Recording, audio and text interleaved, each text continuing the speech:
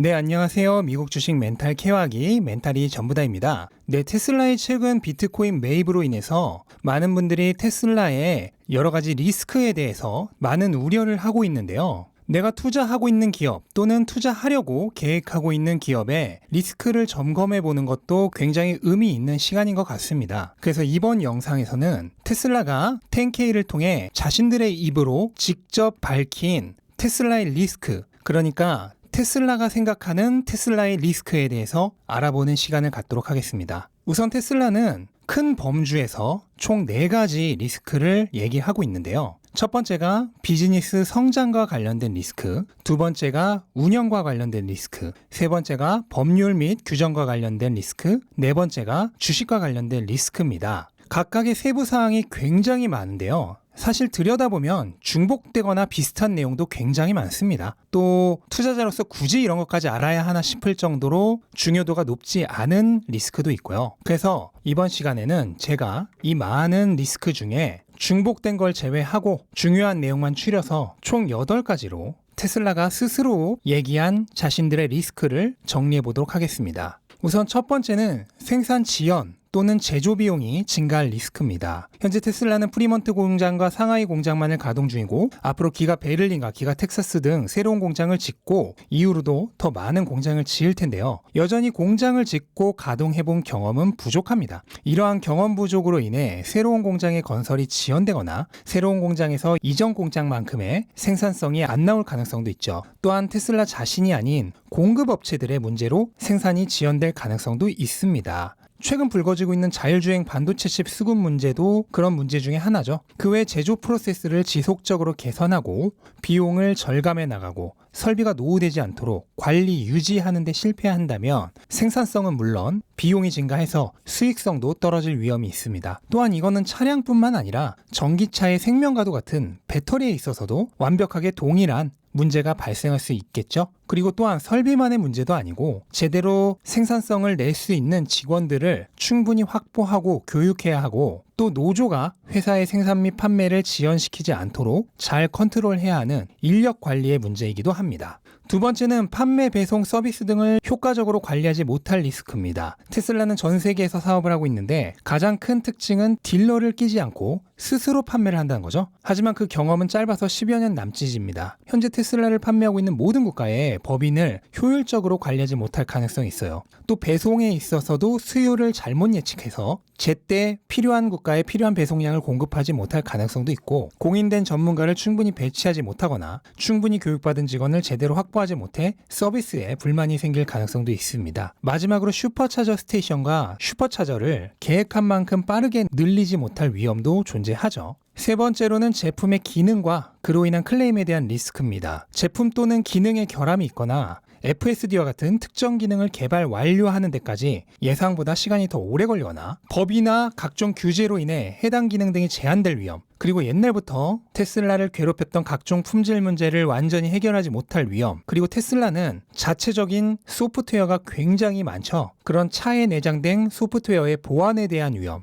그리고 그로 인한 고객들의 클레임과 회사로서의 책임으로 인해 회사의 지출이 늘어날 위험이 있습니다. 얼마 전 있었던 터치 패널 관련 대규모 리콜 사태도 이런 리스크를 여실히 보여주는 부분입니다. 또한 이러한 문제로 인해 회사의 신뢰와 명성이 깎이는 경우 잠재적인 소비자 수요 감소로 이어질 수 있다는 위험도 있습니다. 네 번째로는 경쟁과 소비자 수요에 대한 리스크입니다.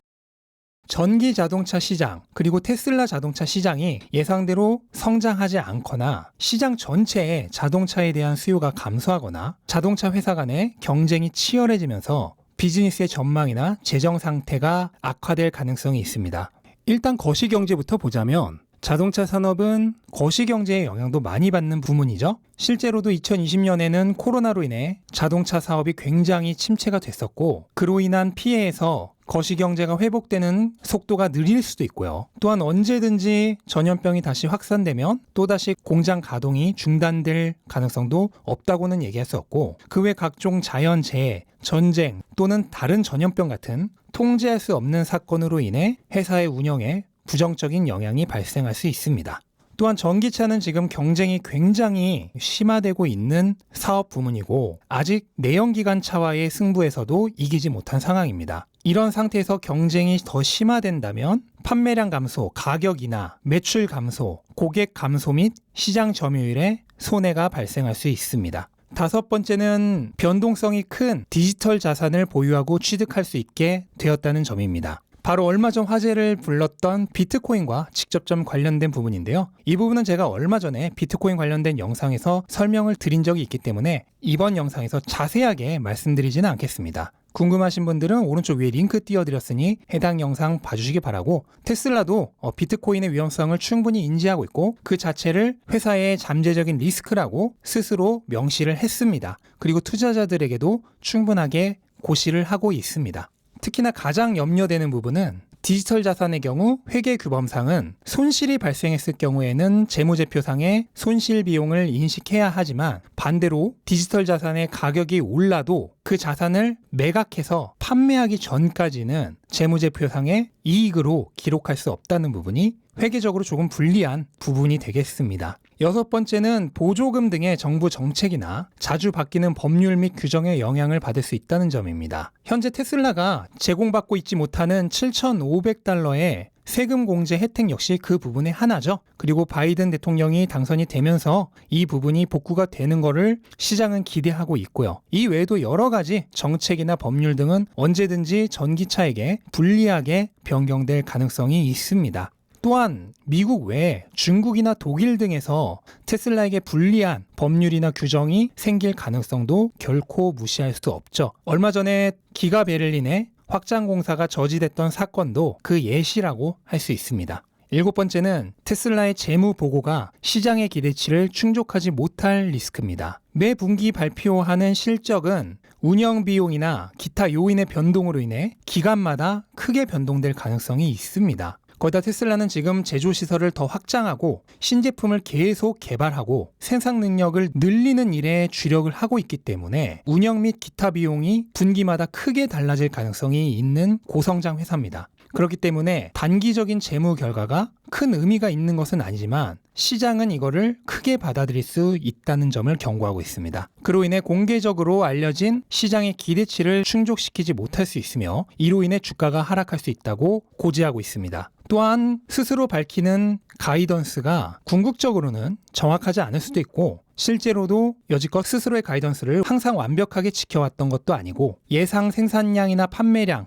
가격 등등이 기대만큼 충족되지 않을 경우 실제 결과는 가이던스와 달라질 수 있기 때문에 주가 하락의 원인이 될 수 있다고 얘기하고 있습니다. 마지막으로 테슬라가 스스로 얘기하는 자신들의 가장 중요한 리스크, 그것은 바로 최고 경영자인 일론 머스크에 크게 의존하고 있다는 리스크입니다. 테슬라는 스스로 최대 주주이자 최고 경영자인 일론 머스크에게 크게 의존하고 있다는 것을 밝히고 있고요. 실제로 머스크는 테슬라에서 상당한 시간을 일을 하고 있고 매우 적극적으로 테슬라를 경영하고 있지만 테슬라에만 전념하고 있는 것은 아니라고 합니다. 실제로 일론 머스크는 스페이스 X라든지 보링 컴퍼니라든지 뉴럴링크라든지 다른 여러 회사의 경영을 겸하고 있습니다. 그렇기 때문에 상황에 따라서는 언제든지 테슬라가 아닌 다른 회사에 일시적으로 더 집중할 수도 있는 거죠. 많은 투자자가 테슬라에 투자하면서 테슬라 자체가 아니라 일론 머스크에게 투자한다는 생각을 하기도 합니다. 그런데 일론 머스크의 건강 문제 또는 사고 또는 자이든지 타이든지 테슬라를 사임하는 등의 상황이 발생할 경우 테슬라의 주가에 큰 영향을 미칠 수 있고요. 투자자에게 있어서는 굉장히 위협적인 리스크가 될 수 있습니다.